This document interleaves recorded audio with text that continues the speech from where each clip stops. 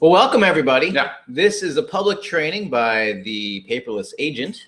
That's us. That would be us. This is Gary. I'm Chris Scott. We wanted to welcome you to today's training. We're going to be talking today, Gary, about 4 new fundamental Facebook strategies. 4 new fundamental Facebook strategies. I think your audio is still on over there for some reason. So we're going to get started here in about 2 shakes of two shakes. Does that work? Of a rabbit's tail? Is that how that goes? I don't think rabbit's tails shake. I thought that was the idiom for that. All right, here we go. We are live and ready to roll. Chris, what are we doing here today? Gary, we are talking about Facebook. We're talking about fundamental new strategies in Facebook, and here's why we're going to share these new fundamental strategies, is that so much has changed over the last, I want to say 2 or 3 years, but really Facebook has evolved so much in the last several years that the tool that we formerly knew as Facebook is no longer that tool anymore. And we've been doing a tremendous amount of research. Gary, you know, I've been working with our team to update our Facebook program that we offer folks. Well, and I think that's the thing, is that what we're doing here is we're learning about your expertise, because you're in Facebook every single day. In it every day, have spent, you know, cumulatively with all of the different accounts that I'm associated with, probably close to $200,000 now when I add in all the different accounts that I've managed over. I mean, you think about it, with Paperless Agent alone, we've spent some $80,000, $90,000. That's not including the brokerage. That's not including the other, you know, Christina stuff or the stuff with my wife. So there's been so much dollars that have been spent. And here's what happens when you spend the money, you learn a ton. Yeah. And so what we've been working on is updating our product that we have. And we wanted to share a lot of the new stuff that we've learned, because there's some major shifts that have happened. There are. You know, and probably one of the biggest shifts is Facebook had to start making money, right? Like they had to make money on a regular basis and post quarterly results. Well, that drives the platform, and what drives the platform drives our use, or it should drive our use. So we'll dive into that, Gary, more, but that's what we're going to be talking about today. And we wanted to give everyone 4 specific strategies. So regardless of whether you're new to Facebook, regardless if you've been using it since it first came out, regardless if you're an advanced Facebook user, meaning you're running ads constantly, we're going to share with you 4 new strategies that should be able to serve all of your activities and your campaigns by giving them a new purpose or a new meaning that is better aligned to how Facebook intends for us to use their platform. Awesome. Well, let's get started here. Yes. Well, while we're doing that, let me go ahead and introduce this gentleman to my right. Which they can't see. They can't see, I know. Well, this is Gary Wise. Gary is the co-founder of the Paperless Agent and co-owner of Good Life Realty, where Good Life Realty is our brokerage here in Austin, Texas, where everything that we're going to share with you today has been vetted through real practice and the development of knowledge by testing it out in our real estate brokerage. Now, Gary, you've pioneered the use of technology in our brokerage, getting us to where we were an Inman Innovator of the Year. You got us acknowledged by Apple for innovative use on the iPad. So Gary is no stranger to using technology and marketing, and we're going to really utilize the experience that you have being in the field, still selling real estate, luxury sales, so that we can make this really relevant for our audience. Awesome. And this guy right here, you can see him now. This is Chris Scott. Chris has been in real estate marketing and lead generation for about 18 years, right? Yeah, 1999. Since 99. Okay, I'm not even going to do the math. But he has worked with the likes of Brian Buffini and Alex Sharfin in order to produce exceptional marketing material and lead generation strategies, so that we agents can continue to get that inflow of business. And then our job is to convert it and sell the home. So that's the perfect kind of match here, is he's sales. marketing and sales. So it works really well, and that's what we work to bring to you through the Paperless Agent, is that beautiful blend of what we do here. So Chris also, as we get started, I want to let you know, Chris manages, he's number one, the president of the Paperless Agent, bringing this to you. He also manages absolutely all marketing and lead generation systems at Good Life Realty. So this is not philosophical. This is not, hey, you could do this. This is, hey, we're doing this. Yes. And this is how we figured it out. So let's get rolling with some pretty astounding stats here. Whenever we have a conversation about Facebook, Gary, I think it's important to point out just how pervasive of a tool Facebook has become. Yep. You know, there are 1.49 billion monthly active users. Now, there was recently a stat that came out that talked about how many daily users. On average, it's 900 million, but they actually exceeded the 1 billion user That is incredible. activity per day recently. And that was on the press Billion release. people on Facebook a day. Well, and that number is just so huge, it's hard to fathom what it means. But ultimately, what it means is 1 out of 2 people on the entire internet are on Facebook every month. Yep. Right. And so here's why this is important. When you have 1 out of 2 people on all of the internet on Facebook, consider, especially as someone who is looking to find customers and connect with my existing customers. Gary, you often talk about where, you know, if you want to meet the customer, you have to go where they're at. And well, that's a very important fundamental thing in marketing, is that where do you engage your customer? Where they're at. Where they are, and their online is totally clear. And in fact, the reason this is so important to you as a real estate agent is an exact example that I had earlier this week. I was sitting in one of our agents, and the seller wanted open houses every weekend, and they wanted flyers. And I said, let me ask you a question. Do you know where customers are? And she said, oh, they're online. And I sit there and I'm like, do I need to go any further here, or did we just answer the question? So, well, it is. I mean, here's the thing: a stat that I don't have in here is that not only 1 out of 2 people on Facebook, or 1 out of 2 people on the internet on Facebook, in the U.S. they're spending an average of 40 minutes a day on Facebook.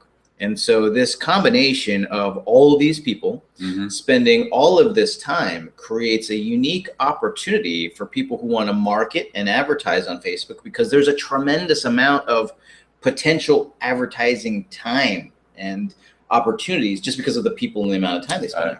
And I also know there's a right way and there's a wrong way to use Facebook, and I know we're going to get into that. There has become well, I'm going to jump forward here, Gary. I'm just going to go ahead and I want to introduce these 4 new fundamental strategies with a concept. So this is where you really want to start taking notes, because we're getting into the meat early. Yes. Well, we probably don't have enough time to cover everything that I would like to be able to cover and give everybody. So I'm just going to jump in and share with everyone these 4 new fundamental strategies because of the sheer volume of people, because of the sheer volume of innovation that's taken place at Facebook, is that we have new strategies. You know, the old way of using Facebook just will no longer work for us or for anybody, really. If you look at the typical experience of people using Facebook, let me preface that. If you look at the typical experience of businesses and firms and practices and professionals on Facebook, you're going to see that there is absolutely the law of diminishing returns taking place when you're still doing it the old way. And so let me characterize some of the activities that we would have done in the old way. And what many people still teach today is go onto Facebook. Go like, comment, and share. Go share great information that your audience might like, and go connect with people. And that's, by the way, on the personal level, that's how Facebook is intended to be used. However, at a business level, that's not how it is intended to be used anymore. In fact, to a certain degree, when businesses started going online and mirroring personal profile utility, Facebook didn't like it. That's how I started. Well, Facebook didn't like it. They actually made it a violation of their terms of use for businesses representing themselves as personal profiles. They did not like.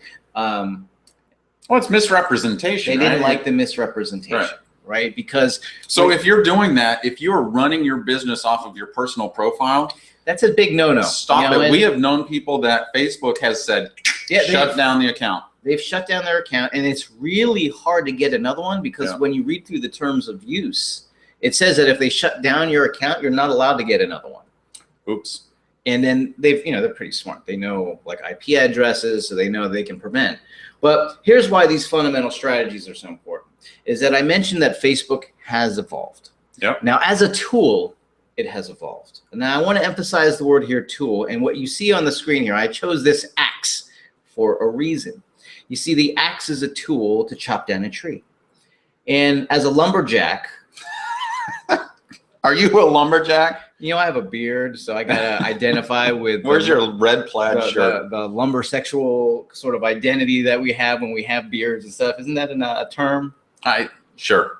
Anyway, I'll roll with it. As a lumberjack, your range of possibilities of what you could accomplish with your axe as the tool was a certain number of trees to get chopped down, right? You think about it, a couple hundred years ago, you had an axe, you went down, you surveyed the potential trees that you could chop down.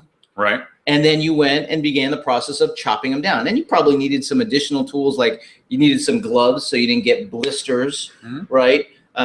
You wanted to make sure you didn't chop your hands off and stuff like that. But you also couldn't tackle trees that were too big. Right. You had to tackle the tree that was just right, because you would cut it down one stroke at a time, right? And that was what you did. Now, fast forward to today. Do we use axes to chop down trees? No way. I use a chainsaw. Right. Not only they have big machines that are like That's true. tractors that just roll right in Yeah. and mow it all down. Now, Is that why the rainforest is disappearing so fast? Is because technology? because technology's gotten so advanced, we just roll in there with our bulldozers and knock it all down. Yep. But we'll think about that though. As a tool, the things that we can accomplish are very different. In fact, as a tool, it wouldn't even make sense to go down, try and chop down one tree. No way. When you have a bulldozer. Economies of scale, no working. So, but the person who is chopping down that tree with an axe also needs a new skill set. Yes, they do. They need to learn how to drive that bulldozer or that big thing Right. that pulls all those trees down. So that's really when you look at tools and as they develop. By the way, if you were a lumberjack and you're still like chopping down with an axe, do you expect to find gainful employment?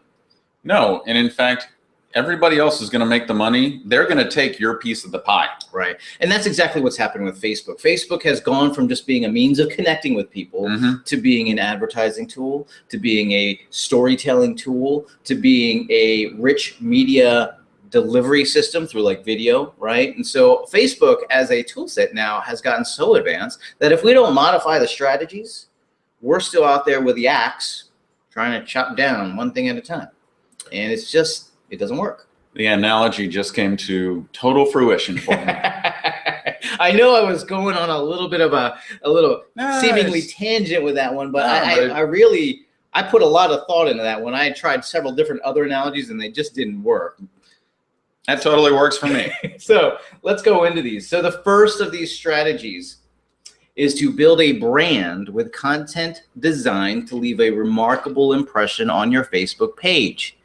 So in the old days, we really didn't take our brand or our identity into consideration on Facebook. We just put stuff on Facebook. Yes, because we were told content is king. Just post, post, post. And here's another thing I hear often is, hey, post a lot of personal stuff on your business page. That's not why people go there, right? So you need to address what is the purpose of your customer being there. And then, so, you know, we talked a little bit about where do you engage your customer? It's where they're at. And then what do you give your customer? What they want. You give them what they want. And here's why, from a branding perspective, Facebook is so important. See, according to a Google study, 2 out of 3 home-related searchers are going to go out and they're going to research you extensively online before reaching out to connect with you. Pretty much, it's all real estate searches. Well, I do that with my customers. I want to know who they are as right, well. you're looking up, you're Googling them to get any kind of information. Well, if you have a Facebook page, that's going to pop up. And when it does pop up, it's the opportunity for a brand impression. It might be the first brand impression that they receive. Will they go through every single post on your page? No. They will not, but they're going to scan it. Oh, sure. Right. And so there's a couple of opportunities here to actually create a brand on Facebook through the content that we share. Now, one of the things that when we were organizing the update to our product, what we found was there were certain things that you had to do, right? First, you had to craft a brand message. You had to evaluate your overall experience. You had to use that as a filter for determining content. But at the very base level, there's a couple of things that you could do right now. I mean, look, don't do it right now. Do it after you get off. Well, finish learning this whole thing, right? But a couple of things that you can do right now is to utilize the profile photo and the cover photo of your Facebook page.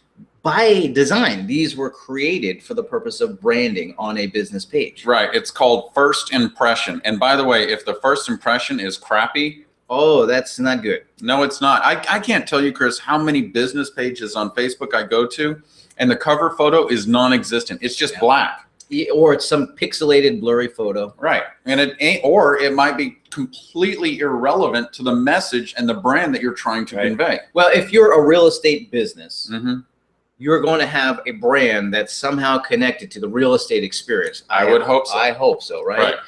Whether that's property, whether that's your customers, whether that's the agency, if you have a brokerage, the agency in your brokerage, there ought to be something connected to your business, not something completely out of left field, because they're going to go there and that's the first thing that they're going to see. And they're going to make a quick snap. They won't even realize the judgment that they make, but it'll be instantaneous from the moment they looked at that page. And it'll either be their first one or it'll be one that is reinforcing a previous assessment that they made. Now, here's the most common experience. Many of us have terrible websites out there. So they go out and they see a terrible website. Then they go out and they see a terrible Facebook page. And they're like, you know what? I don't want this person representing and marketing my home based on what I see. Why? Because they know that there must be a strong online presence and marketing and advertising strategy in order to sell their house in today's new digital market. It's the new way of doing business. And if you're not on board, we're here to get you on board. So this is really the first of the strategies, the new strategies, is instead of viewing it just purely as a means of connectivity, is to view it as a branding tool. Got it. I'm going to pull that back up so everybody can see that. And what you got next? Well, and following that theme, as people scroll down through your Facebook business page, the posts that you share are also part of that brand impression. You know, one of the things that I see common on business pages is people posting as if it were their personal profile. They'll say what they're doing and they'll say that the restaurant that they're eating at. But here's what happens from the consumer's view. They look at it when they go to your Facebook page, they see it, then they scroll down, and all of the images, all of the posts are like split-second brand impressions that are helping them assess what you're all about. This is no different than having a website that actually has professional photography of the homes you're marketing. Exactly. And here's the thing. If you're going to have a Facebook business page, you got to treat it just like everything else. It's the potential for the customer to make a judgment about whether they should work with you or not. And one thing you always say is this is not one of those rotisserie chicken, set it and forget it ovens. You can't. No, I mean, this happens. This happens almost every time I research a business. Or look, you know, let's say I want to solve a problem and I'm going to research a set of businesses. This happens pretty common. What'll happen is I'll go out and I'll check out their blogs and I'll check out their Facebook pages, and some of them they keep up to date and you're like, all right, great, this business is still in business. Some of them they haven't posted a post since 2012 and you're like, I wonder, they must not pay attention to detail. Or are they even in business any longer? Right. That's usually the first comment. Was like, well, they haven't written a blog post in a couple of years. They haven't posted on Facebook. They must have dismantled it and just they're not in business anymore. I know it seems like a drastic impression, but it's somewhere, for some reason, our mind goes to the worst possible place, especially if we don't know you, because we're looking for a reason not to trust you as a consumer, right? That's just our normal, we're trying to be defensive and be protective of people who are about to spend money with or give money to. So of course we're going to be skeptical. Absolutely. So when we're posting information, you know, you can see here, we're selecting articles specifically with images that resonate with our brand, right? In our case, Austin Modern Luxury Home Sales, using advanced mobile and marketing technologies to deliver a 5-star experience. And so this image is one of the images that create impression. What is that? That's a luxury modern home, right? Would I put an image of something like, I don't know, a really crappy one? Of course not. It's just, it wouldn't be consistent with our brand. Let's take a look at another one. I mentioned part of what we offer or part of our brand message is being connected to technology or using technology and advanced marketing to provide a 5-star customer experience. So it makes sense for us to be seen as being on the cutting edge of technology related things like Facebook security. So we share that on one. It is of use for our customers to know about Facebook. I mean, as our real estate customers know about Facebook security. Two, the question is, does it make sense coming from us? Well, because our brand, part of our brand is we're trying to cater to all of the technology companies and the technology professionals in Austin, is yeah, we want to cater to technology. And so we can share that and it makes sense. Now for you, it might be different, but note that within individual posts, we consider our brand. Right. So let me ask you this, Chris. If I specialize in selling horse property, would it be relevant for me to share what's going on in that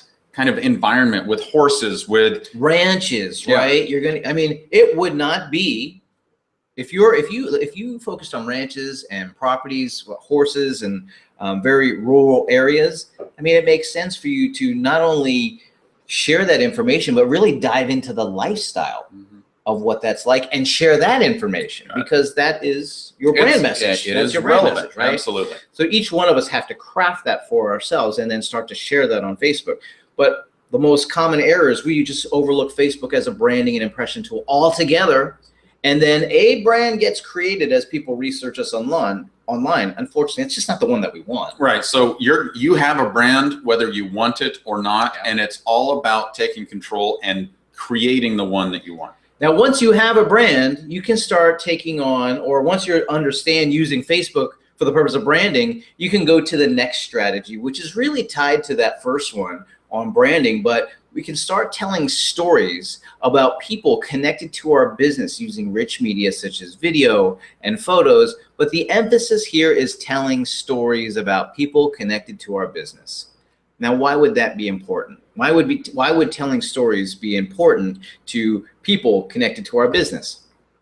It gives folks an understanding of what the real life scenario of what your brand message produces for the people that they may know or people like them in their situation, right? And so it is very common for folks to forget about the fact that there are people that are on Facebook, and they are the customers and prospects that we want to connect with, and they're people in our business. And what do we like to see most? Think about this. Think of your own Facebook profile use. What do you pay attention into your own news feed? Photos of people that you know. Well, sure. Yeah, and the thing is, Chris, if I'm scrolling through my news feed and there's no photo, guess what I do? Yeah, you probably just keep scrolling. I keep scrolling because, visually it needs to be sexy and seductive and draw me into the story. And that's what I love what we do here is like tell a story, and you can tell it several different ways, through video, through photos, or through text. Well, and this is how we can share our brand message. We can tell stories about our brand by telling stories about people. But the strategy here, the emphasis here is on storytelling. And we can tell stories through, that's neat. Facebook actually has what they've coined this new language. They call it the new universal language, right? And it's the universal language that we use when we're communicating online. It's photos, it's articles, it's videos, it's little brief character, 144 character type messages. It's emojis, right? The little smiley faces, if you guys don't know what that is. It's all of these non-traditional forms of being able to share a message. That is this new universal language. And that's the language of storytelling that we have, because we can tell an entire story without saying a single word. What is that? What is that? The old adage, a picture tells 1,000 words. That's right. Right? A video probably tells 10,000 words, right? So that is the emphasis here, is on storytelling. But again, when we produce this type of information, we have to be very intentional. Yes. So in the old way of doing it, we just shared stuff that we thought people would like. Now what we're saying is, one, make sure it's consistent with your brand, everything that you're going to post and share on Facebook. Two, does it tell a story? Does it tell a story that would make sense and be meaningful to my customers and to my prospects? Now, if you're telling a story, and by the way, we are telling, there's always a story being told, by the way. Oh, and here's the thing, Chris, this is so important, is psychologically, if we don't tell the story for them, they make up the story in their own head. We might not like it. But like that one story, that you mentioned, what if they don't post for a long period of time and it looks like they've gone out of business? That's a story. It is a story, and they will produce that in their own head unless we are very, very purposeful about our own story. So let's take a look at a couple of examples of what we can do, or posts that talk about storytelling. Here we have two happy customers. They work with one of our agents, Wendy, and it's just congratulating them on the new home. This tells a story about a couple of people. One of our agents, right, Wendy, and her customer. And so what's happened, the story that's being told here is of customers that worked with one of our team members and they produced a happy result. Look how happy they are holding that key. Let's look at another one. Very different type of story being told here. The story of market expertise. So in this post, we have a video of you, Gary, and one of our agents, Eli, talking about the Austin real estate market. The story being told here is that we know the Austin real estate market, so much so that we have the confidence to go produce a video talking about it and posting it online. So a very effective way to tell a story. By the way, on that video note, some pretty cool. Oh, this is amazing. I love these stats. This is, and by the way, this is really critical for you to understand because, man, you've got to capture the attention and keep it from the very beginning. Well, one of the cool things about video, and Facebook has been doing a tremendous amount of research on video. You guys probably have seen a lot of shifts in the features and how we experience video on Facebook. There was a time when you had to tap on a video on your phone on Facebook to make it autoplay. Notice all videos pretty much autoplay now. That is Facebook really diving into the feature of video. But here's why. What they have found is that people who experience video via Facebook have a strong emotional connection to those videos. And what they found for people who have businesses who want to be able to market on Facebook was that it affected people's intent to purchase with that individual or with that firm. It affected brand recall. It affected whether or not that you're even within my sphere of, all right, what is it that you do? Because it's very powerful. Video storytelling is so powerful because it's very much like how we would experience it in real life. So, here's a great question that Dennis pulls up. This is a question that we'll probably get dozens, so I want to address this right now. Dennis says, so often a video just drags on and on and on, which is so true. What is the maximum effective time? Well, there's several schools of thought here, but if you go back to that slide, Gary, when Facebook is assessing video, the x-axis there along the bottom, those are seconds. So look at where that pink arrow points out where it says cumulative impact on purchase intent. So you have to nail it. What I'm seeing here is you've got to nail the video message to keep them in there in the first 3 seconds and then 10 seconds. Well, I would propose that you have to nail it at second 0 because they will not allow the video to play, i.e. they'll keep scrolling unless the first frame has an impact, right? So from frame 0 or from frame 1, because picture yourself scrolling through the newsfeed. If the first thing that you see doesn't have an immediate impact, you're never going to get to 3 seconds of watching it. Right. Now, 3 seconds of watching it had a 44% increase in purchase intent. Going just 7 more seconds up to 10 seconds, 72%. I mean, just look at that impact that people have on watching video on Facebook. So this is why storytelling, and if you can get good at it, storytelling with video, which, by the way, with these mobile devices that we have, is pretty easy to get good at because you can just essentially take a selfie but talk to it or whatever the case may be, right? But that's how we can start to tell stories using Facebook. Here's another example, is that not only can we tell stories about people, we can tell stories about places, right? So when we tell stories about places, in real estate, that means places to live. Another example might be we can tell stories about news going on, not with just our business, but things connected to our business. So, things to do in Austin in the summertime. Sure, and that's relevant because I need them to know I'm an expert in everything Austin. Right, and I'm local, so that's one of our elements. You didn't state that very specifically in the sense of local Austin, but by saying Austin home sales or Austin modern and luxury home sales, what we're identifying is it's not national, it's not regional, it's Austin. And so we understand the neighborhoods and the lifestyles of living in Austin, Texas, so much so that it's appropriate for us to share that type of information. Sure. So let's move on to the next one, because from the first two, those are big shifts in thinking, right? Going to where we're going to build a brand and going to where we're going to start telling stories. Here's the issue that I have with it as a marketing person, is that it's hard sometimes to understand results. And this is a byproduct of how when people first started going onto Facebook and using it, and big companies like Fortune 500 companies, the way they went out and used Facebook looked something like this. They found somebody and said, hey, go post. So, okay. Right? I mean, it could be a contractor, outside company. It could be a contractor. I mean, sometimes it was the front desk person, right? Like, hey, in your free time, just post some stuff on Facebook. Like, that's pretty common. Which is not terribly purposeful. Well, then the people who said that were like, well, how do we rationalize or justify the time? Well, it's not connected to a strategy. We just know we want to be on Facebook. So let's go ahead and measure how much reach that post gets, or let's measure how many likes that it got, right. or how many shares or comments, because that was the only thing that we could measure. So we measured it. And then by measuring it, of course, we felt like we had to improve it. Right. Well, unfortunately, I mean, when you can't improve what you don't measure, but if you measure the wrong thing, you improve the wrong thing. So instead of looking for the achievement of strategic and tactical objectives with social media, we started just measuring engagement.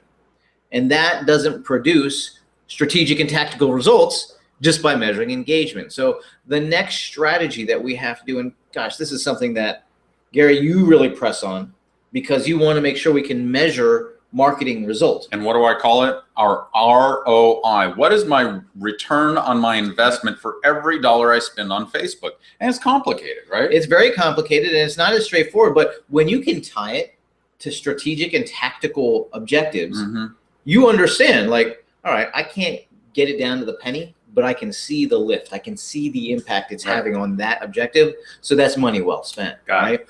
Now let's go ahead and we'll give you a few examples, because this is something that our team is very, very focused on producing for us within Facebook specifically.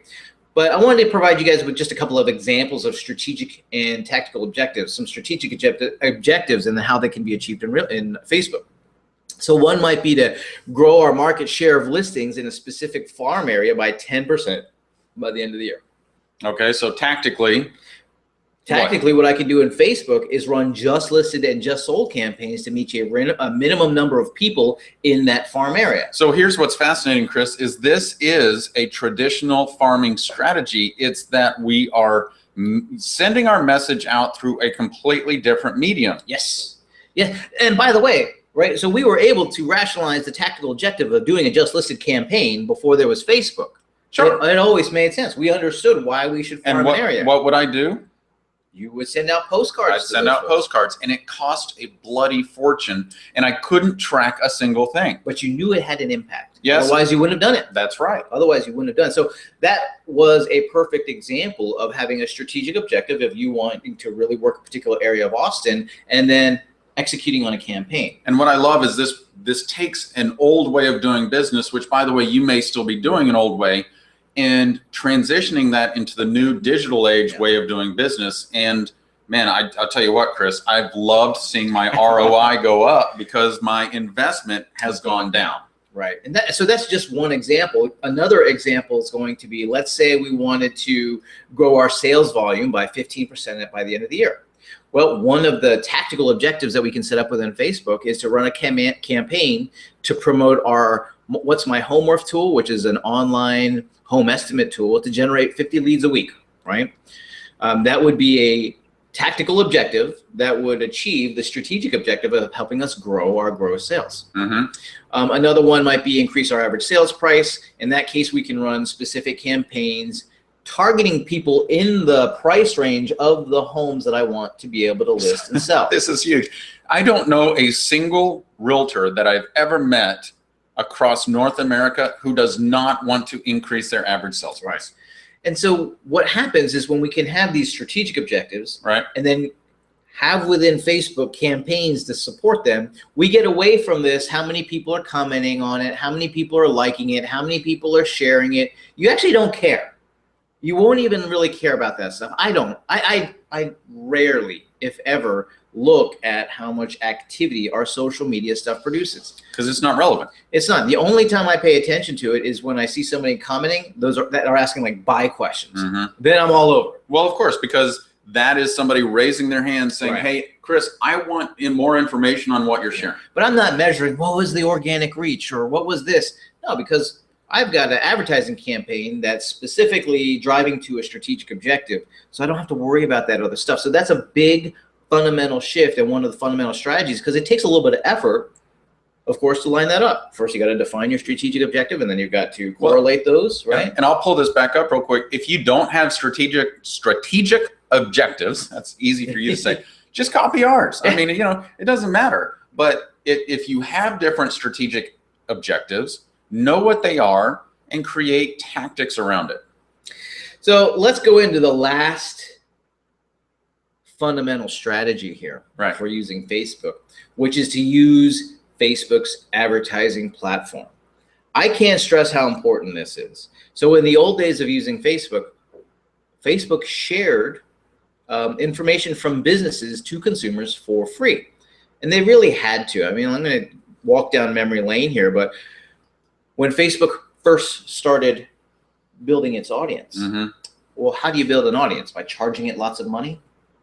Probably not. Offering something of value for free. Right? And that's exactly what they did. By the way, that's how they hit critical mass and why they're the absolute largest social network in history and in the world, because they built this massive audience. They built this great ecosystem of people who want to read and consume information, and then people who want to connect with those people. And they gave them the free means to do so for a long period of time. Yep.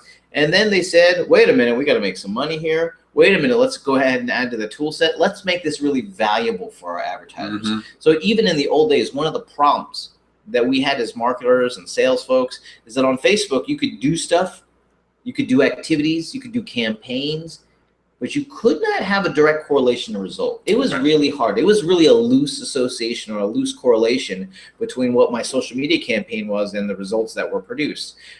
But with the advertising tools that they've given us, we can now see exactly what's taking place when we run Facebook campaigns. And so this is also a big part of using Facebook with its intended use. Facebook wants businesses to use their advertising tools. So they're crafting the entire platform around giving businesses that opportunity. If you try to hack around it, that's exactly what you're doing, is creating a hack around it. That will change. And then you're going to be in this sort of never having an effective way to connect with customers.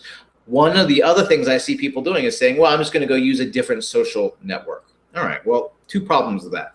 First is it's probably going to be much smaller than Facebook, so your customer customer audience is going to be much smaller. And then if it gets big enough, Facebook will just go buy that social network and then charge you the advertising anyway. All right? i.e. Instagram, right? Right now, Instagram is still free for businesses to connect, but the tools are starting to be integrated into Facebook's traditional advertising platform to be able to even reach Instagram users. So that's just the new way of doing it now, is why go out and build social networks when you can just go buy them because you have a piggy bank full of money? And that's their strategy. Of course it is. So let's talk. Let me show you just some examples, or really, I don't want to go into examples because I'm going to show you some campaign examples. But the fundamental rule for marketing and running advertising is to have the right person and finding the right person. And Facebook makes it super, super easy for us to find the right people on Facebook through their audience selection tools, producing the right message. Right. And what's cool about Facebook is not only do they produce the right message or help us produce the right message, they have a very compelling message format, and we can split test and automatically improve the quality of our ads. And then the right time is circumstantial. Facebook, in part of their audience selection tools, will help you know when the right time to reach people is. So if, for example, you probably only want to market to people who are interested in buying a home if they're likely to move. Right. Well, that would be the right time. And so during your audience selection tools, Facebook has the ability for you to only zero in on people in a geographic location who are likely to move. That makes total sense. Yeah. Well, people always ask, how does it, Facebook know so much? Oh, you know what? We get that question all the time. So Chris, how do they know how much money I make, where I live, when I'm ready to buy, what my net worth is? How do they know this? Cost? Yeah. So they know this through a combination of things. And I even learned more about their data aggregation while we were updating our product. I did not realize that they were scanning our timelines and picking out keywords and creating values on a big, massive database about the type of stuff we're interested in. So when we post about us having gone out to dinner at a particular place, all of a sudden categorizes, oh, likes to go out to eat at restaurants. Might they then take that information and allow an advertiser to target market me? Absolutely. And it goes so much deeper than that. See, they know where we live because they can see where your phone is sitting all the time, right? Like they know where you're at. And if they know where you're at, they know what your address is. And if they know what your address is, they can go cross-reference with Experian and figure out how much money you make. And what your home is worth. And what your home is worth. So, and so that's just a few examples. Trollers. They know everything. It's very powerful. And, we might look at it. The funny thing is, as a consumer, you might look at it like, oh, that's just too much privacy-related stuff. Well, here's the thing. Here's the benefit of them having that information is we don't have our time wasted with ineffective advertising. A lot of times when you talk about advertising and marketing, people conjure up images of, those obnoxious commercials on TV or email spam. And we think, yeah, advertising sucks. I don't want to, it doesn't work. This is not relevant to me. But, consider this. If you were driving on a long stretch of highway and you're about to run out of gas, an advertisement showing you where the closest gas station was would be of very good help. Beneficial. Very beneficial. Yep. I had this happen the other day. I had to get service on my wife's car. And I got an advertisement, and the way it got my attention, it was highly personalized because it said, hey, you're a Honda Odyssey. And I was like, oh, my Honda Odyssey. How do you know about that? 15% off an oil change. I was like, oh, crap, I needed to get an oil change. Like, perfect timing. Is it perfect time, or did they know? They knew. They knew. I hadn't been in the shop for about 3 months, and been 4 months. They wanted me to come in, so they sent me 15% off to come in for an oil change. That's effective marketing. You bet. Right? So let's go take a look, Gary, at it. Just a few more campaign examples to make this real world. Here's an example of an old way of doing a just listed campaign. This is one of your listings. Yep. Old ones. Yeah, and I think we talked about this. I spent almost $800 on this postcard, producing it and mailing it out to 500 people in that neighborhood. And the problem is I had no idea if it was effective and what my ROI was. How many people saw it? How many people acted on it? And if they were interested in buying, if they even owned that house. All of this information I had no knowledge of. So this is a traditional just listed. The way we do it these days is something like this, where you have, this is a real ad that we have running on Facebook for a real listing that we have. And so our new way of doing it simply takes some of the same information that we would have had in a postcard, put it into a Facebook advertisement, drive it to our website where there's more information about it. And instead of spending several $100s, we're spending $30. So that answers, somebody else just asked a question. How much money are you spending to reach these people? Yeah, so I had three most common questions at the end of this one. I'll just go ahead and jump forward and answer that one right now. One of the questions that people ask is, what should I budget? How much do I account for? Well, you've got to spend at least $1 a day for a Facebook campaign to execute. For us, what we do for our just listed campaigns is for each one of our listings, we spend a total of between $30 and $50. $50 if there's going to be an open house on it. Sometimes we like to host open houses to be able to market to additional sellers in that area and generate a few additional buyer opportunities. So we'll create an open house campaign for it as well. But our just listed campaigns are $2 a day for 15 days. Well, there you go. That's not for our lead generation campaigns. No. For that one, you're going to scale up based on your results. So I just want to give you guys the little bit of information on how we determine budget. One of the biggest effects that we've had, of course, just by doing these just listed campaigns is our website traffic doubled. I mean, it just straight up doubled. And one might be asking, why is that important? Well, the reason it's important is that we know for a fact that a certain percentage of people who Between 2 and 3%. Between 2 and 3% of people who hit our website will engage with us. And so knowing that percentage to be true, my goal is to get more people on my website. Right. Because this is how you generate leads online, is by driving that online traffic. Here's another example of a campaign that we have running, Gary. It's just to do property search. So we run an ad to be able to search for homes through the Austin MLS, and then we take them to our property search page. One of the reasons we like to do this is it's really hard to compete against the portals and the really big organizations out there when it comes to home search online. But if we meet them before they get there, and we prompt them to use our search tools and give them a reason why, in this case, direct access to the multiple listing service.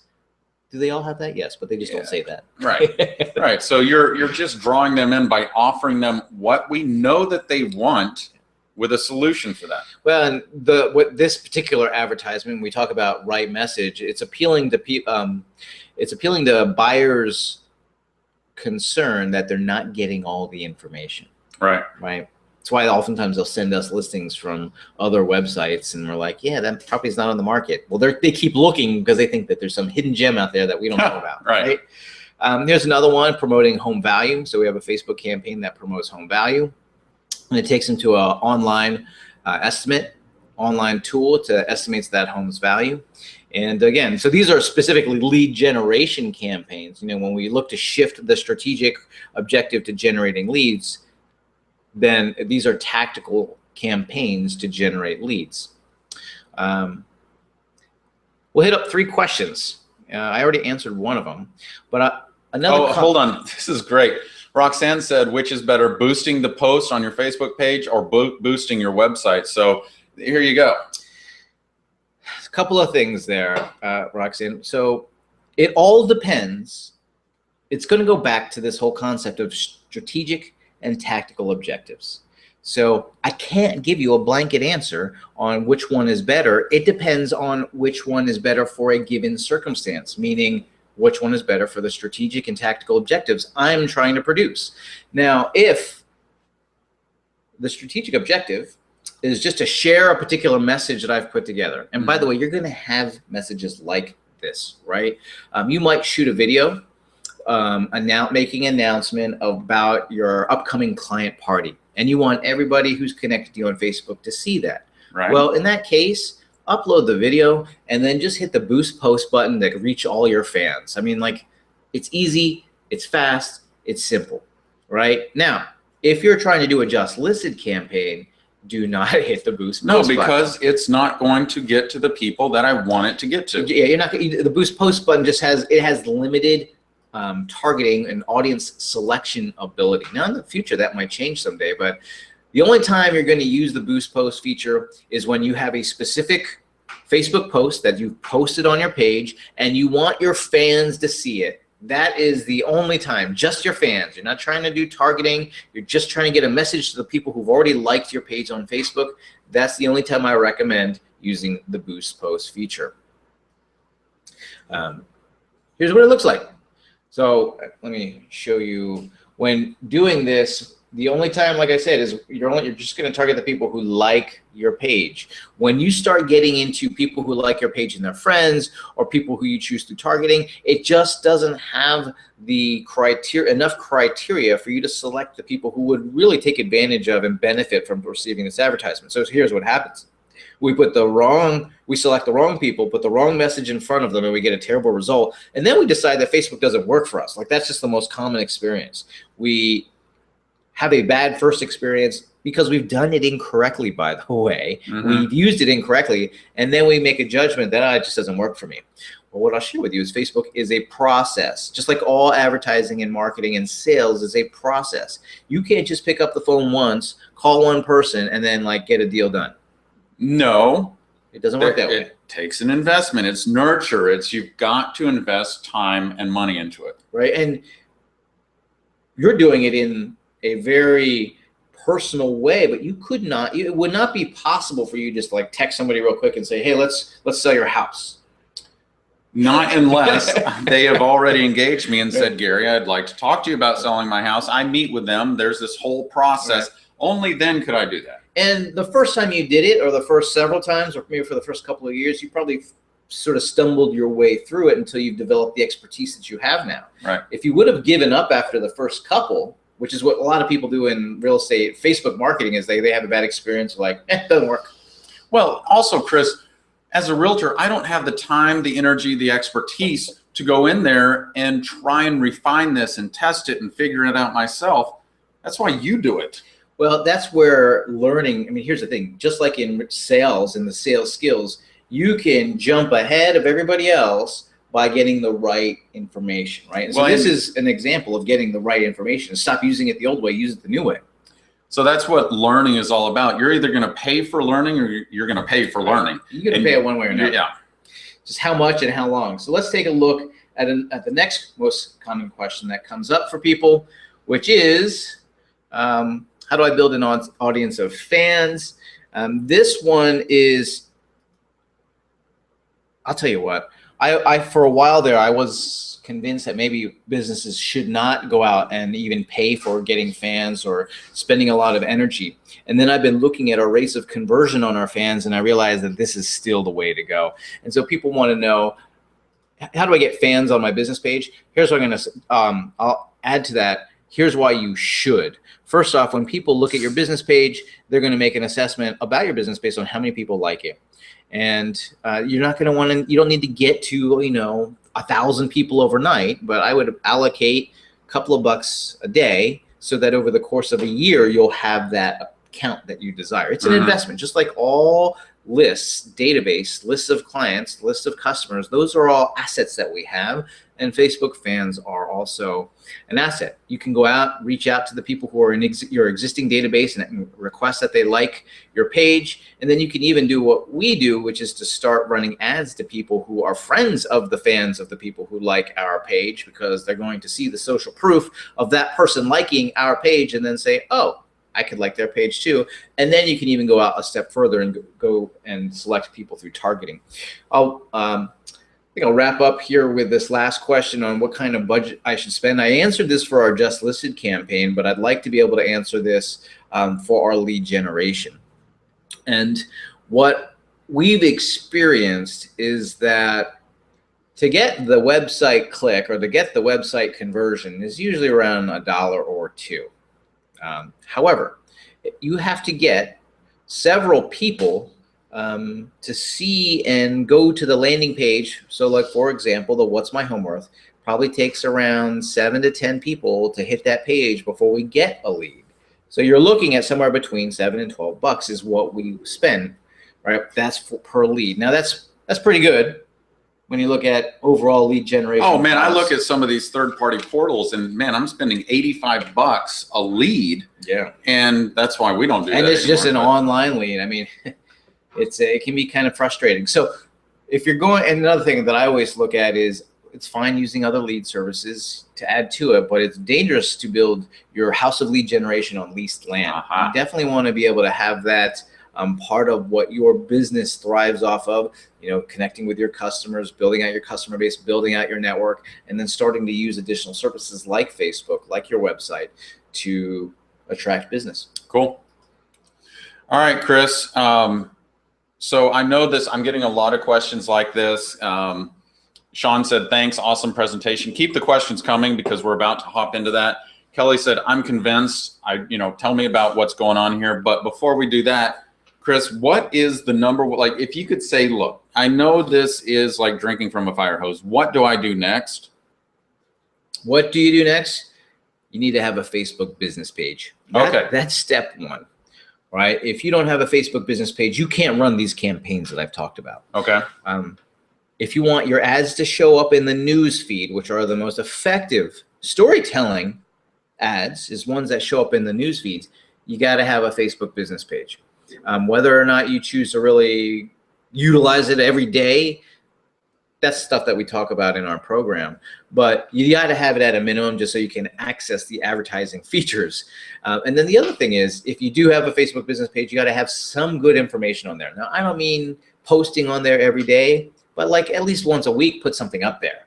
Okay. Right? Start building out your page so that when people go and visit it, so as you run ads and they look at who is this Good Life Realty anyway, and they click on it, there's something there. Remember, we talked about this being an impression of your brand, that part of the strategy is to tell, explain your brand message or deliver your brand message, and then also tell stories. So this is exactly what the prerequisites are. Now, from there, you got to start learning some of the advanced stuff that we talked about, like being able to run the advertising, like being able to know what the strategic objectives that we would have in real estate and how they tie down to tactical Facebook campaigns. And so basically, so like the first thing that people need to do is learn about what they're going to do before they implement it. I would highly suggest and recommend that. Okay. And the good news is that you have taken your expertise. This is what I was saying, is Chris has gone out and mastered this, and he teaches our agents, look, this is what you need to do. And you've actually turned that around and said, hey, thousands of realtors across North America have said, Chris, how do I do this? And you said, you know what? I'm going to create Facebook marketing for real estate. And let us show you how. And in fact, we've just gone through a major update and renovation of our program. So I just want to share with you guys what's included.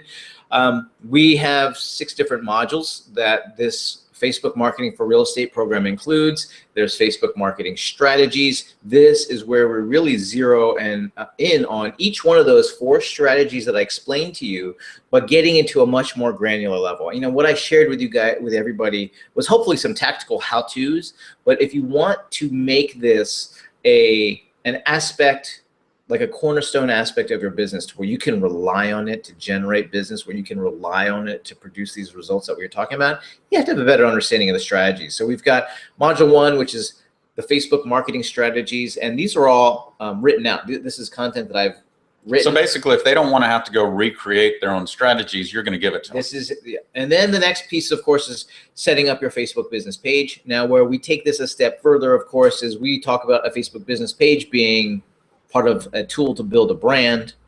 And so we show you how to not just use the standard set of tools, but some additional tools that are for free that you can use to really make your Facebook page look awesome. That's awesome. That just answered Andrew's question. Yep. So great. And we have, you know, and all of the content, it's either written PDFs for you to read through and consume, or there are demonstration videos that we've recorded so you can see, you can follow along, right? So on what to post on your Facebook page, business page, which is module 3, that's where we really get into the tactical, well, what does this storytelling look like? You know, I showed you a few examples. We have 13 different post types that each one of them tell a different type of story. Module 4 is getting fans. Module 5, this is my favorite one. It's Facebook campaigns for real estate. This is where we have demonstration videos for things like, how do I do a just listed campaign? How do I do an open house campaign? How do I target people how do I find sellers in a particular neighborhood who I would like to be able to promote my home valuation tool to? That's what we cover in Facebook campaigns for real estate. And then advanced Facebook tactics is where we show you how to improve the response that you get from your Facebook advertising. This is a process. The most common experience, like I said, is people run one campaign and they get a crappy result. It's a process, and I have spent the money to figure it out. Yep. You know? Yeah, you can either spend the how much did we spend? $90,000 to go figure it out on your own, or just learn from Chris. And you know, like down to the level of this, I was answering one of our coaching club clients' questions. They had posted in our private Facebook group saying, "Hey, Chris, my advertising for the ad, the Facebook, just kind of not working anymore." And I asked them, when was the last time they updated the content of the ad? And they said, well, I haven't updated it at all. I said, you've got to update it every 30 to 45 days, because otherwise it runs its cycle. So you got to get new information out there. Again, these are all things that we had to learn the hard way of figuring out why our ads weren't working. Now, like I mentioned, there's a bunch of campaign demonstrations that are involved. It even includes 90 to 180 days worth of Facebook posts. Because that answers a lot of people's questions, because they're like, will you give us content to post? Absolutely, we do that. So you can jumpstart your digital marketing with Facebook Marketing for Real Estate. It's a $597 value, although now that I updated it, I think it's probably worth a lot more. But anyway, I'm going to throw in a bonus gift, because what happens is you're going to generate business. You're going to want to know how to convert some of these leads, because they are online leads, and there's a process for sorting through and filtering the right now opportunities versus the ones that I need to nurture. So the bonus gift that I'm throwing in today is our online lead conversion kit, an additional $800 value. You can get both the Facebook marketing for real estate and this online lead conversion kit, and be the social media kingpin by getting the social media kingpin deal. Social media kingpin. I love it. For only $67. Now this is by joining our coaching club. Our coaching club offers tools such as the ones that we just shared with you every month on an ongoing basis for only $67 a month. There's no contract, no commitment. So you could literally come in here for 1 month and that's what you would get. Everything for only $67. So our coaching club offers the ability to schedule one-on-one support with our tech team. So if you go through and you're trying to set up a Facebook ad, or you're trying to set up your Facebook business page and you get stuck, well, you can call us and we will help you one-on-one. One of our team members will guide you through this process. We also host 2 group coaching sessions with Gary or myself, where we dive into specific technology topics like we just did one on email marketing. We just did one on landing pages. We just did one on real estate blogging. We just did one on, what was that other one that we just did? Anyway, tons of topics that we cover. One of the additional bonus features of the coaching club that you get is our instant credibility tool for Facebook.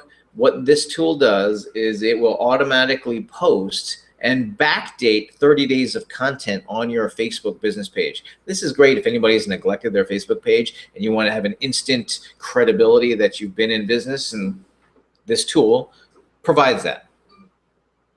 So, money back guarantee for everybody. Oh yeah, I love this part, because you get into it and you're like, you know what, this isn't for me. Don't worry.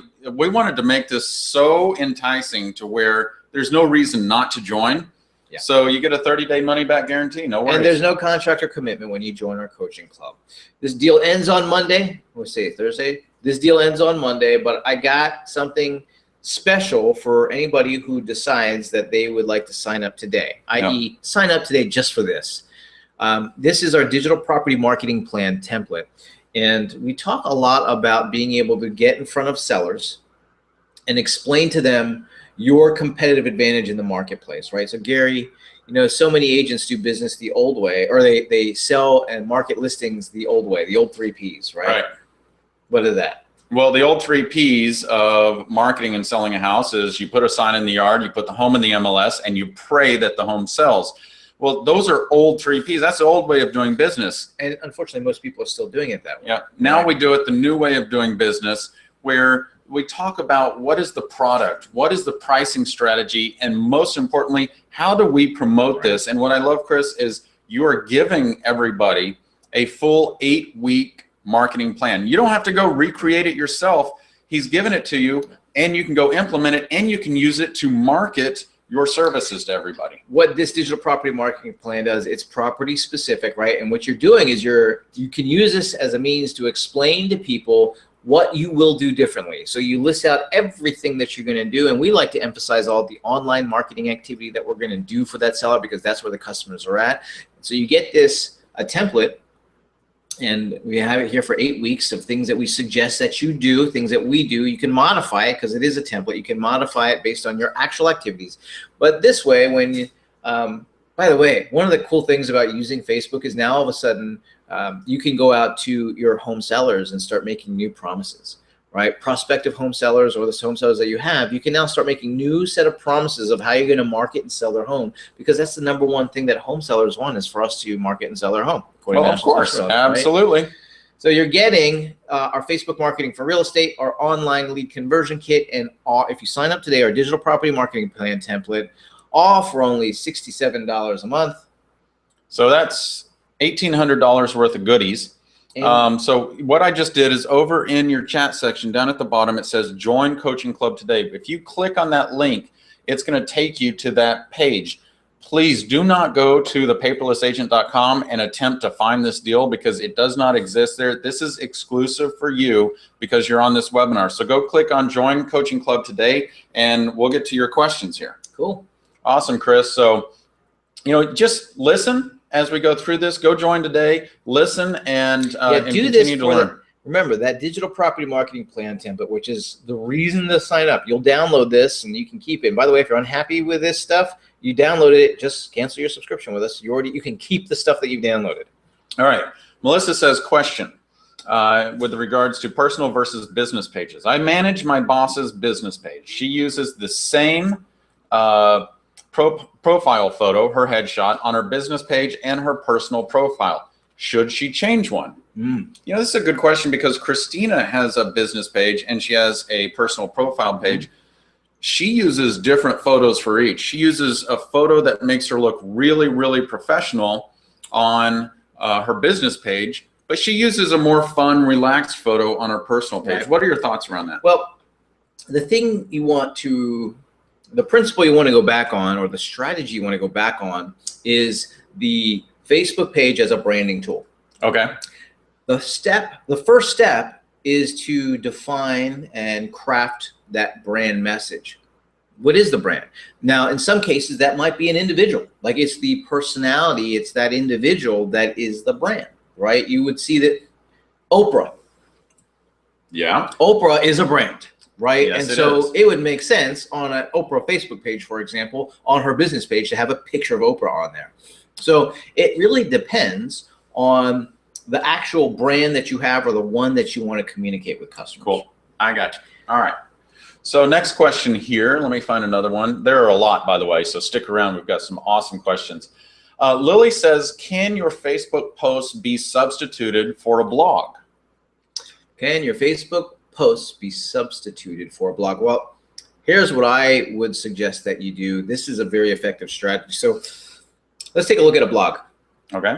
What's the purpose of a blog? The purpose of a blog is to primarily give people a reason to go to your website. Sure. You're giving them really interesting, relevant content to go and consume, and they want to come back and learn more and more. Exactly. So your primary reason for having a blog is to get people to the website. Right. So what makes sense then in Facebook, going back to the whole strategic objective and tactical objective, your strategic objective is to get website traffic. The tactical implementation is to promote posts about blog posts on your site. So for example, let's say you do a blog post that profiles a specific neighborhood, right? Which one? What's French? Is it French Park Place? French Place. French Place here in Austin, Texas. Gary, you write up a blog post on everything about French Place here in Texas. Yep. You even shoot a little video. You drop that on your blog. Right. Then you go to Facebook. You create a post about it, the blog post that you've written, and say, hey guys, if you want to learn more about French Place and some of the cool stuff that's going on there, come check out my post. That's the post. So that's directing them to your website. Then what you do, if you want to put a little bit of steroid action in it, is you create a Facebook advertisement that targets people who are interested in living there. Awesome. That's powerful right there. Bam. And if you want to get even more tricky, and we cover this in our advanced strategies, you put the Facebook tracking pixel on your website. And so when they visit your website, you can create new advertisements to say, hey, are you interested in getting more information? Are you interested in your home's value? But you don't just start with the basics that Chris has and then go on to the advanced stuff. Okay. I have several people who are saying, hey, I'm in. This is awesome. Sylvia, Lori, Matt, Laura, Michelle, Victoria, Pamela, Martha, Debbie, Christian, Dennis, Lori, Derek, Thomas, Joseph, Stephen. That's just some of the folks who are joining us today. Guys. I just want to do that as gratitude. Say thank you so much for joining us and trusting all of this awesomeness. If you're like them and you want to join, hop on over to where it says Join Coaching Club today. Just click on it and join up as we continue answering some message. You know, one of the things I want to point out to you guys is these 4 strategies that we shared with you can absolutely be modified into talking points as you go out and meet with customers. Aha, that's awesome. Right? When you think about it, Gary, you're always looking for a competitive advantage in the marketplace, right? Of course. You like to list. Yeah, I like to list luxury homes. Luxury homes. Yeah. And the last thing you want to do is go out like every other person on an appointment, say the exact same things. This is, by the way, should be all of our concerns. Just by having this new language, this new way of talking is going to set you drastically apart, because we know that home sellers want you to have, they want you to market and sell the home. According to the National Association of Realtors, that's what they want us to do. Well, if you just say we're gonna like try to voodoo it up and smoke and mirror magic get your home sold, they see through that. Yeah, it's false. So don't do that. Versus having a viable strategy and being able to talk to it, right? Like as sales professionals, you just have to really know how to talk about this. So Claire says, this is great. It's like trying to swallow an ocean with a cup. Well, that's why Chris has designed the entire digital marketing, Facebook marketing for real estate plans. So you can just get in there. It's all about baby steps, Chris. It's not about, you know, getting in there and doing everything at once. Well, and that's why the coaching club is going to be so helpful for you, is that you're going to go through the program. And I know some of you are just going to get stuck, and that's cool. Like I got stuck, right? Here's the thing. I'm kind of dense, though. When I got stuck, I just kept hitting the boost post button. And wasting money. Like, I don't know how to do that. All Boost post. You're going to get stuck. That's why you want to be able to be in our coaching club, be able to schedule one-on-one sessions so that our team can walk you through exactly how we're setting up our own types of advertisements in Facebook. Cool. Martha says, how would you implement these strategic objectives on Facebook? Well, you know, I think that was answered in what do I do next? So number one is you need to learn, right? Let me go back to that slide. Okay, let me pull this up for you guys. So when you talk about having strategic objectives in a sales and marketing context, we then produce campaigns and activities to help achieve those strategic objectives. Those campaigns and activities become the tactical objectives to meet the strategic one. By the way, one strategic objective will probably have several different tactical objectives associated with it, right? If you really want to grow market share, just running just listed and just sold campaigns probably won't be enough. You're going to have to do a whole suite of things to build on these additional tactical objectives. But this is exactly how we do it, though. We identify what we want to take place. By the way, this is something that we cover extensively in module 1.4 of the Facebook marketing for real estate, because I know this is something that's new for a lot of people, is to first identify what are the strategic objectives in my real estate business. Sure. Because we oftentimes just jump into it, right? Well, and the great thing is, Chris, is you defined what ours are. And if you just want to execute on what we've been successful at, just join the coaching club and do it. So then you create those campaigns, those tactical objectives within Facebook. And by the way, it might be not just Facebook, right? So you might have a landing page. So you're going to have some additional technologies. Let's say you have your existing website and you want to put a page on your existing website that offers information to home sellers or people interested in selling a home, and then driving traffic to it, and then of course tracking and offering people the ability to request more information, i.e. generate a lead. Well, that ties back up to the strategic objective. Cool.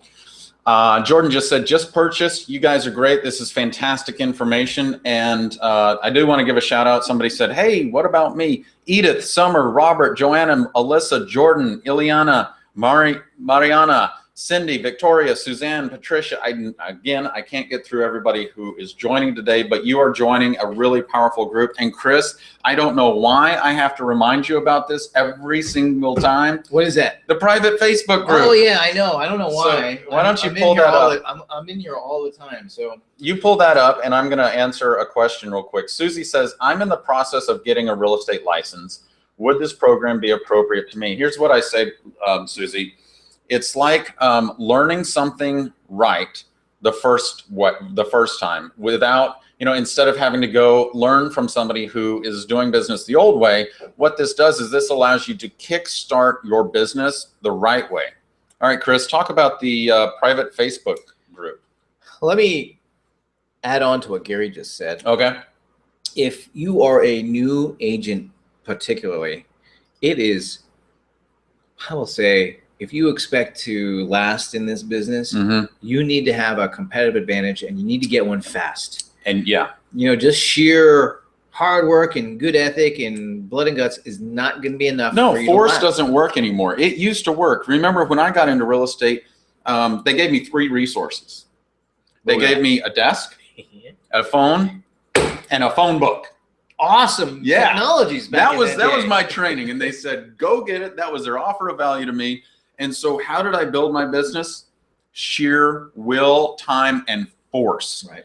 That doesn't work anymore. Well, you have too many forces working against you. That was before, when you did that, that was before listings were available on the internet. That's correct. That was before people stopped screening every single phone call. Yeah. Like that old ethic just isn't going to work. We have to have new tools. We have to have new strategies. We have to have the new practices to adapt to the real living customer that we have today. And when you're a new agent, here's the thing. You're learning skills just to be able to exist within this new domain of career activity that you're doing. And you got to have some new stuff fast to be able to compete against the people who've been around for a while. Cool. All right. Chris. Facebook private group. Yes. Oh, sorry. I was about to go to another question. You didn't even get to answer this one. So what we've got here is, and if you look on your screen, what you're going to see is our private Facebook group. There are some, let me look at how many people are in it right now. We've got 2,018 people in it. That's awesome. Oh, I forgot to tell you, Chris. I got a referral from somebody else in the Paperless Agent Coaching Club yesterday for $1 million listing and $1 million purchase. Well, that's $2 million off of being a member of the coaching club. That's not the first time you've said that. No, that is actually, that's number 12 or 13. And I know you've given an awful lot of referrals out through the Paperless Agent Coaching Club. Now, here's what's awesome about this. There are some really sharp people in the Paperless Agent Club. You're going to find that not just Gary and myself and our team hanging out here answering questions and interacting. You're going to see a lot of other people who really are pushing the innovation curve ahead and being extremely generous with their time, support, and answering questions here in the club. So this is a great place for you to interact. Most common thing that usually what will happen is we'll get people asking us, hey, what do you think about such and such technology? Which technology do you think is the best here? And as much as we use and test a ton of technologies, we haven't tried every single one that's out there. But collectively, we all have. And so I just saw another one coming out saying, hey, what do you guys think of the leads to listings landing page thingy? It's like, I have no idea. I've never used it. So I could give you my 2 cents, but that's about what that information would be worth. It's probably less than 2 cents. So what I suggest that person do is go ask that question in the Paperless Agent Coaching Club. And yes, there's people who have used those services and they had good things to say, bad things to say about it, so we can make a decision. Cool. Elizabeth says something that I don't think you addressed, but she said, do you get to talk to a live coach, like priority customer support? You want to address that? When you join our coaching program and you want to get one-on-one support, you get to talk to a real live person. Now, here's the thing. We have a lot of people in our program, and we only have so many experts because, it's experts are material. Experts are hard to come by. So it might take a day or two for us to be able to get you on the session live. So you email in, we go back and forth to work out a time on each other's calendars that's going to work for everybody, and then you get your real live coaching session. And by the way, there's no limit to it. You get stuck, you have to reschedule additional time. Great. That's what that program and that's what our team is for. John just said, I just signed up, and he said, when do I get to start? You get to start immediately.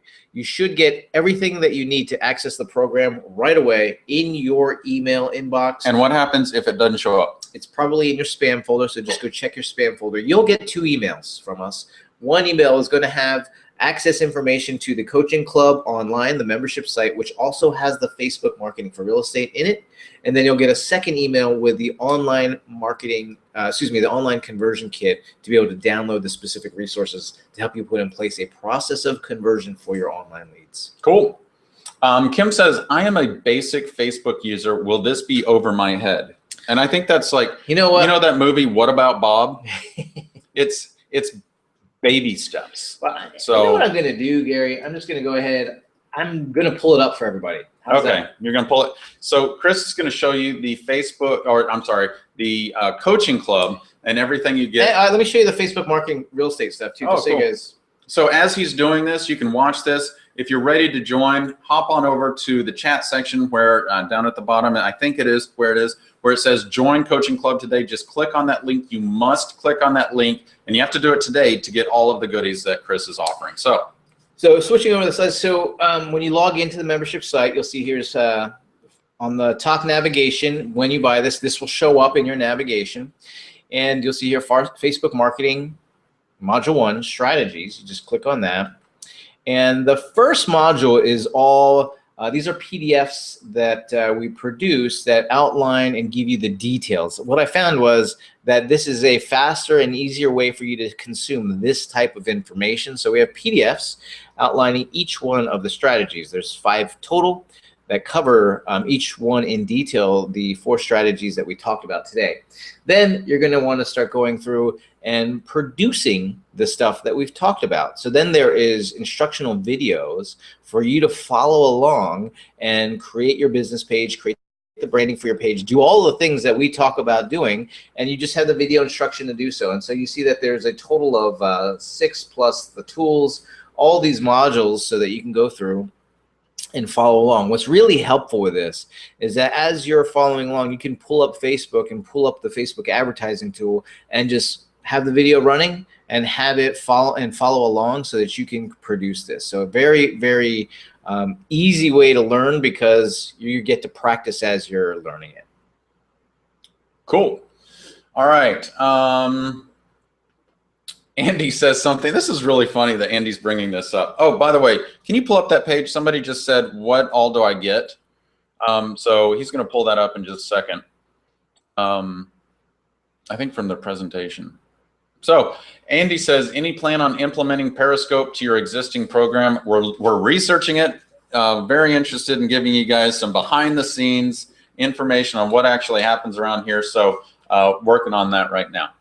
Yeah, one of the things, I've been playing around with Periscope a good deal. One of the things I would be curious about, particularly in the case of real estate, is can you easily use it to create a real estate show? Now, I think the people who are going to be your ideal client type on Periscope is probably going to be more of the millennial generation, which is the majority, almost, I mean, it is all first-time home buyers entering into the market, which is roughly, what, 40% of the market is going to be people who are in that millennial category. So being able to find ways, and in our program, in our coaching program, we give you all different types of topics here. I just wanted to show everybody the different types of things that we've talked about as part of our coaching program. Cool. And as you're pulling that up, I wanted to give it a shout out to some of our newest members: Loretta, Catherine, Lewis, Carol Ann, Stacy, Seth, Jason, Brian, Hunter, Lori, Bonnie, Donald, Lee, Shelly, Kathleen, Jessica, Linda, Lindsay. These are just some of the newer team members. So what's really awesome about this is everybody joining today,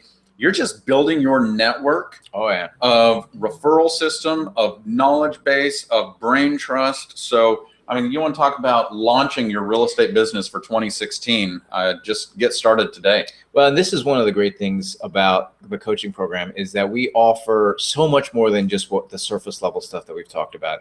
Going back, you get access to all of our previous coaching sessions that we've done. So we did one here on how to generate leads by crafting killer landing pages. And I'm just going to click on what's included with the coaching session because it's not a traditional coaching session as you guys would understand one. What we offer is a ton of resources on how to implement, in this case, landing pages to generate online leads. So you go through and we offer, for example, things to attract people to your website, like a home buyer's guide or a home seller's guide, or for expired listings, your My Home Didn't Sell Now What template. And these are templates that you can go in and just modify, make them your own. So they're marketing templates that you can download the resources with. We give you the email sequences necessary for a home seller sequence so that you can have a nurturing sequence for your home sellers and another one for home buyers, right? So you generate the lead through using your landing page and driving traffic to it, which you'll learn how to do in Facebook ads, how to drive the traffic to your landing page. You create the killer landing page, and then you have an email sequence to be able to nurture them based on whether they're buyer or sellers. This is exactly the type of stuff that we provide and offer. Now, of course, we provide the resources, and then we provide, here it is, the training on how to use these resources. We break it into small sections so that you don't have an overwhelming amount of information to cover. A lot of people are like, okay, I know what a landing page is. Just let me get into dive into how do I design one? How do I design the content? What are the ideas? How do I write copy for a landing page? So this is an example of just one coaching session of which we do 2 a month. And you have historical access to all of them. Very cool.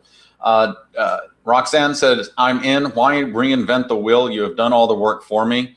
By the way, the detail in the training here makes life so easy with downloadable resources, with videos that are broken up into bite-sized pieces and a full description. And you know, there's also a lot of field guides that we create. So you can print this stuff out and take it on a plane and read it on your iPad. Yep, you got it.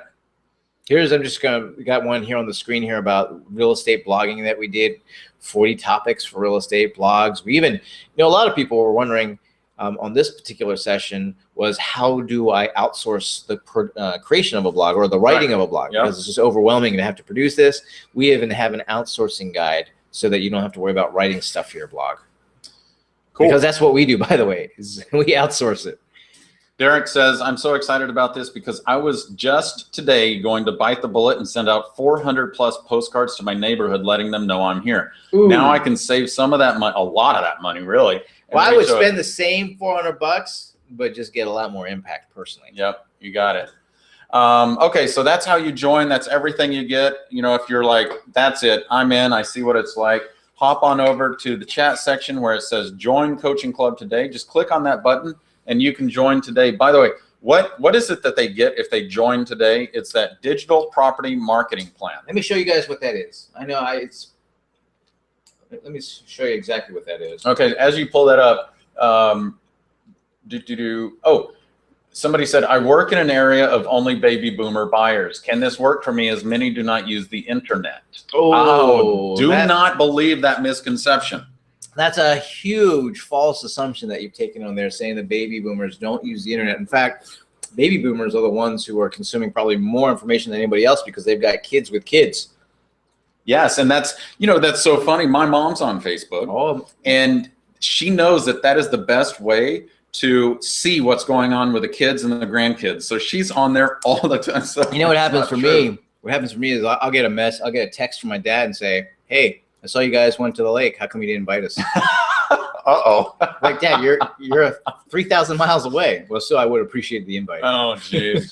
These parents. Anyway, so this is the property marketing plan. Right. Now, when you get this, you'll get this in a template format so that you can modify it. You'll get it in Word and Pages, but you'll get this. And it basically, week by week, for 8 weeks, it explains every potential thing that you could do and even provides a little bit of language to help you talk about your property marketing strategy. This is the first step for you to be able, again, this is for new agents, by the way, new agents who are interested on building a business around listings, which, Gary, is that a good thing? Oh my goodness, listings equal leverage. That's all I work with are listings. You need to have something like this. You absolutely have to have something like this. And I would go on a, not a gamble, what do you call that? Anyway, here's what I would say. Here's a prediction that I would make is that in the future, the promise that we make to our customers, if it's solely based on good service, well, that means that you sound just like everybody else. Yeah. And so in the future, you're going to have to be able to have a distinct brand message that when the consumer sees it, hears it, it gives them a compelling reason to why to choose you over everyone else, because everyone really provides good service. If you think about it, who would offer bad service? I mean, they might provide bad service, but that's not going to be part of their brand message. I offer terrible service. So of course we offer good service. Having a tool like this allows you to craft exactly what your marketing plan is for properties and then start communicating that to people who are interested in selling their home. Well, and that's how you do it. Awesome. Another shout out to Adrian, Laura, Larry, Shaniza. I hope I said that right. Stephanie, Jacqueline, Kim, Mike, Melanie, Evelyn, Loretta, Catherine, Lewis. Thank you guys so much for joining us. If you want to join today, click on the Join Coaching Club and get started. I do have some more questions for you, Chris. Yep. This is one that has come up several times. Does Facebook penalize posts that are scheduled through third-party apps like Buffer and Hootsuite? No, it does not. And what I'm going to go ahead, I know that idiom I was trying to use is go out on a limb. That's what I was trying to use before. So I'm going to say it again. I'll say it this time right. I'm going to go out on a limb and make the assumption that what you're referring to is, will Facebook punish me by not giving me a lot of organic reach? So in order to answer that question, I got to go into this for just a second, explain what the heck organic reach is for those of you who are not familiar with it. So when you have a Facebook business page, what happens is that when you post information on there, a certain percentage of the people who have liked your page will see that post. We refer to that as organic reach. In the old days, before Facebook had an advertising platform, we would have seen organic reach in the 20, 30, 40% range. Well, the common is around 5 to 10, 15% now of organic reach. And the people are always trying to game the system of how do I create posts that will get greater organic reach? Here's what I'm going to fall back on, which is what strategic objective is that organic reach trying to produce? If you're hoping to achieve a strategic objective by lining up a series of tactical objectives, hoping for organic reach is not effective, right? It would be like putting information out there and, let's say if it would be like this. It would be like, instead of mailing your direct mail through the post office or the Every Door direct mail service, if you printed off a bunch of flyers, you went into the neighborhood and then you just put them on a table out there and said, free flyers. Would that, that sounds ridiculous. Well, I'm gonna go with asinine. That's the analogy of hoping for organic reach to produce a strategic objective. Right? You just wouldn't do that. No, you wouldn't. And if you're not familiar with Facebook, you wouldn't realize that, that's an absurd thing to try and attempt to do given the current environment and the current tools available. So what does that mean? When we produce posts, some of them, they're going to be for branding and it's going to be for telling a story, and you don't need to promote every single post because you're just putting it out there so that when people see it, it'll be of use to them and it'll produce the right impression. You're only going to promote the posts that really matter. Now, when it's pure branding and storytelling, the organic reach isn't that important unless you really feel like it is, and then you have to pay to get in front of people. But that's the difference in thinking of when I have a Facebook business page, is rather than start looking at the individual features, is to understand that it is a tool to achieve a strategic objective. And when you really get into that understanding, you start to view it differently. You start to care about some things more and other things less. There you go. Chris, I've got a question. I'm going to answer part of this, and then I want you to answer your answer. Okay, cool. I'll give my answer. Kim says, what about brokerage recruiting strategies using Facebook? So we don't actually call it recruiting. We call it attraction because we don't want to. We could hire a couple dozen agents today if we did that. But here, Kim, let me say this. At Good Life Realty here in Austin, we are hiring agents and we're interviewing them right now. So Chris, with that, knowing that is the case, well, that's the case. Are we using Facebook for that right now? I'll share with you some tests that we've been doing because we're in a testing mode for it. And I'll share with you some features that are really awesome in Facebook. One is called the custom audience tool, which we dive into in the advanced tactics. But using the custom audience tool within Facebook allows us to do something very, very important. We can upload a list of people that we either already know or they're in our database. But we can upload a list of people and run ads to them. Right, because how do you sign up for Facebook?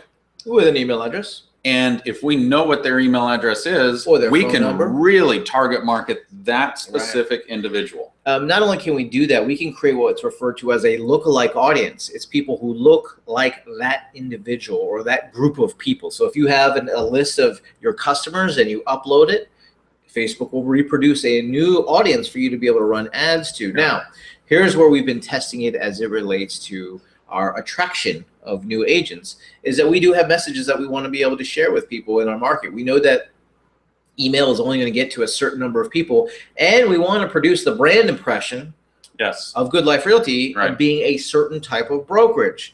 So we upload a list of like 1,200 agents that we have as identified as targets that we would like at least to see our messaging, and we've been testing running ads with those individuals. Well, there you go. And I love that because I didn't know that. And I said, Chris, I'd like to attract a few more agents to our company because we're now opening it up to new agents to join our company. And I said, and I have identified a list of them. And he goes, oh, give me the list. I got it. I got this taken care of. So by the way, little advanced tip. It is good to upload a list if you can get it. We use a tool called Brokermetrics to get it, but if you can get a list of the agents in your market, what would probably serve you well is to upload them and exclude them from your just listed campaigns.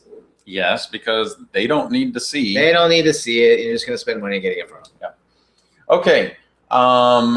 Kim says, do you offer to do the post for us, or do you provide the nuts and bolts? So we provide you with a step-by-step instruction on how to do it. But we also give 90 to 180 days worth of posts. If for us to be able to run the campaigns for you, we'd have to charge too much. It wouldn't make sense. Now, we do have a tool that's in development called our Just Listed campaign tool.